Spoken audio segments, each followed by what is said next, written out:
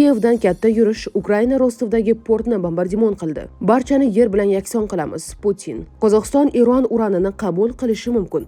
Rossiya va Xitoy Hormuz bo'g'ozidan o'tishda qulay shartlarga ega bo'ladi. Zelenskiy Rossiya yangi yirik hujum tayyorlayotganidan ogohlantirdi. Rossiyadan O'zbekistonga suyultirilgan gaz yetkazib berish 3,5 barobarga oshdi. Tramp Eron bilan uchrashuvni qaror qabul qilmasdan yakunladi. Endi esa bizda batafsil. Kiyevdan katta yurish Ukraina Rostovdagi portni bombardimon qildi. Rossiyaning Rostov viloyatidagi Taganrog porti Ukraina bilan bog'liq mojarolar sababli navbatdagi dron hujumiga uchradi. Bu haqda viloyat gubernatori Yuriy Slyusar xabar berdi. Unga ko'ra, uchuvchisiz uchish apparatlari hujumi oqibatida port hududidagi tanker va yonilg'i saqlanadigan rezervuarlardan biri yonib ketgan. Shuningdek, hujum oqibatida ma'muriy binoda ham yong'in yuzaga kelgan. Dastlabki ma'lumotlarga ko'ra, ushbu binoda jabrlanganlar qayd etilmagan. Biroq dronlardan biri xususiy turar joyga kelib urilgani sababli 2 kishi jarohat olgan. Keyinchalik Taganrog shahri meri Svetlana Kambulova jarohatlangan erkak va ayol shifoxonaga yotqizilganini ma'lum qilgan. Viloyat rahbari ma'lumotlariga ko'ra, havo hujumidan mudofaa kuchlari Taganrog shahri hamda Chertkovskiy, Neklinov tumanlari osmonida bir necha dronlarni urib tushirgan. Shu bilan birga Rossiyaning Tula viloyati gubernatori Dmitriy Milyayev ham hududda 6 ta dron urib tushirilganini ma'lum qilgan. Uning so'zlariga ko'ra, hodisa oqibatida jabrlanganlar yo'q va binolar hamda infratuzilmaga zarar yetmagan. Taganrog meri Svetlana Kambulovaning ta'kidlashicha, shahar ommaviy havo hujumiga duch kelgan. Dronlar zarbasi oqibatida portdagi yuk ortish infratuzilmasi va ma'muriy bino zarar ko'rgan. Yong'in qisqa vaqt ichida o'chirildi. Rasmiylar neft mahsulotlari to'kilishi holati kuzatilmaganini bildirgan. Ayni vaqtda Rostov viloyatidagi dronlar xavfi saqlanib qolayotgani ma'lum qilinib, aholidan ehtiyotkor bo'lish so'ralgan.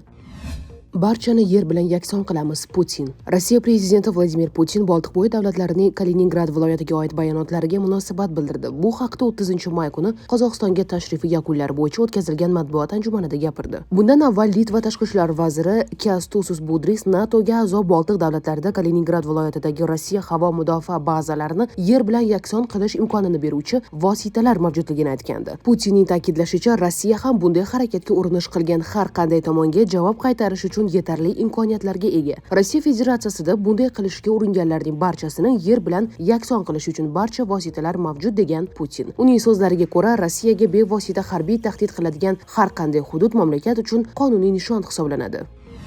Qozog'iston Eron uranini qabul qilishi mumkin. Qozog'iston Eron yadro dasturi bo'yicha AQSh va Eron o'rtasida kelishuvga erishilgan taqdirda Eronning uran zaxiralarini qabul qilishga tayyorligini bildirgan. Bu haqda Xalqaro atom energiyasi agentligi bosh direktori Rafael Grossi Financial Times nashriga bergan intervyusida ma'lum qildi. Grossining aytishicha, bunday tayyorgarlik shu hafta Qozog'iston rahbariyati bilan uchrashuvi chog'ida bildirilgan. Qozog'istonning Oskmen shahrida Xalqaro atom energiyasi agentligi nazorati ostidagi past boyitilgan uran banki joylashgan. Ushbu zaxira agentlik a'zo davlatlar uchun favqulodda holatlar uchun yaratilgan. Uran xavfsiz saqlanishi mumkin bo'lgan joy mavjud degan Grossi. Uning fikricha, bu variant ham AQSh ham Eron uchun maqbul bo'lishi mumkin. Nashr ma'lumotiga ko'ra, Eronning boyitilgan urani taqdiri Washington va Tehron o'rtasidagi muzokaralarning eng murakkab masalalaridan biri bo'lib qolmoqda.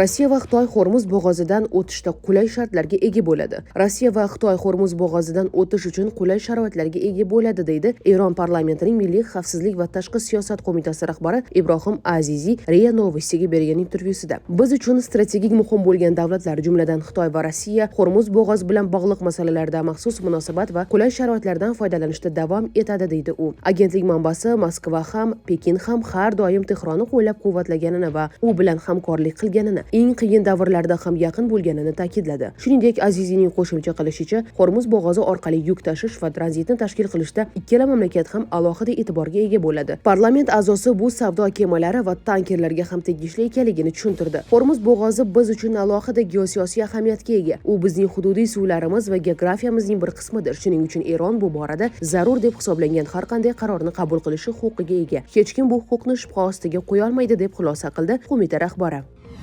Zelenskiy Rossiya yangi yirik hujum tayyorlayotganidan ogohlantirdi. Ukraina prezidenti Vladimir Zelenskiy Rossiya tomonidan Ukrainaga qarshi keng ko'lamli hujum tayyorlayotgani haqida ogohlantirdi. Uning aytishicha, razvedka ma'lumotlariga ko'ra, yaqin vaqt ichida mamlakat hududiga navbatdagi yirik zarba berilishi mumkin. Zelenskiy ijtimoiy tarmoqlardagi bayonotida aholini havo xavf signallariga jiddiy e'tibor qaratish va xavfsizlik choralariga amal qilishga chaqirdi. Bu bayonot Rossiya o'tgan hafta Kiyev viloyatiga qarshi amalga oshirilgan yirik hujumdan keyin yangradi. Ukraina tomoni ma'lumotlariga ko'ra, o'sha hujumda 90 ta raketa va 600 ta dron qo'llangan. Shuningdek, Rossiya Oreshnik deb ataluvchi o'rta masofali ballistik raketa ishlatgani aytilmoqda. Mazkur raketa yadroviy zaryad tashish imkoniyatiga ega ekani ta'kidlanmoqda. Oreshnik raketasi ilk bor 2024-yilda Dnepr shahriga qilingan zarbada qo'llangan edi. Uning navbatdagi ishlatilishi Yevropa davlatlari rahbarlari tomonidan keskin tanqid qilindi. Ayni vaqtda Zelenskiy g'arb davlatlaridan, ayniqsa AQShdan Ukraina havo mudofaasi uchun qo'shimcha Patriot tizimlari va ular uchun raketa berishni so'ramoqda. Uning ta'kidlashicha, mamlakat uchun Patriot batareyalarining raketa zaxirasisiz qolishi eng og'ir muammolardan biriga aylangan.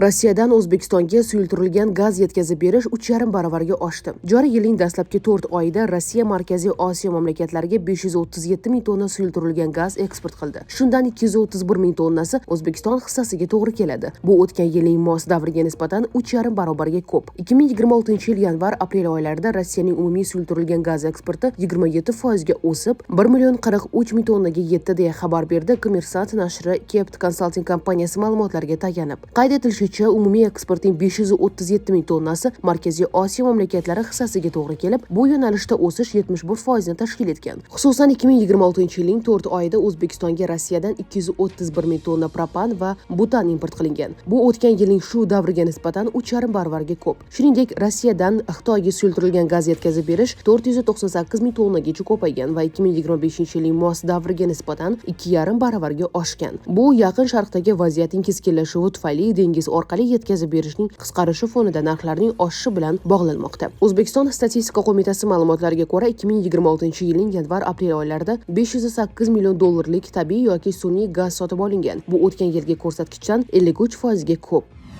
Tramp Eron bilan uchrashuvni qaror qabul qilmasdan yakunladi. AQSh prezidenti Donald Tramp Eron kelishuvi bo'yicha uchrashuvini qaror qabul qilmasdan yakunladi. Bu haqda New York Times gazetasi AQSh ma'muriyatining yuqori lavozimli amaldoriga tayanib xabar berdi. Ismi oshkor qilinmasligi sharti bilan gapirgan yuqori lavozimli amaldorning so'zlariga ko'ra, prezident Trampning vaziyat xonasidagi uchrashuvi taxminan 2 soat davom etdi. Ammo u Eron bilan biror bir yangi kelishuv bo'yicha hech qanday qaror qabul qilmadi deb ta'kidladi nashr. Ma'muriyat kelishuvga yaqin deb hisoblaydi, ammo Eron uchun mablag' ajratish kabi ayrim masalalar hali ham muhokama qilinmoqda deb qo'shimcha qildi manba.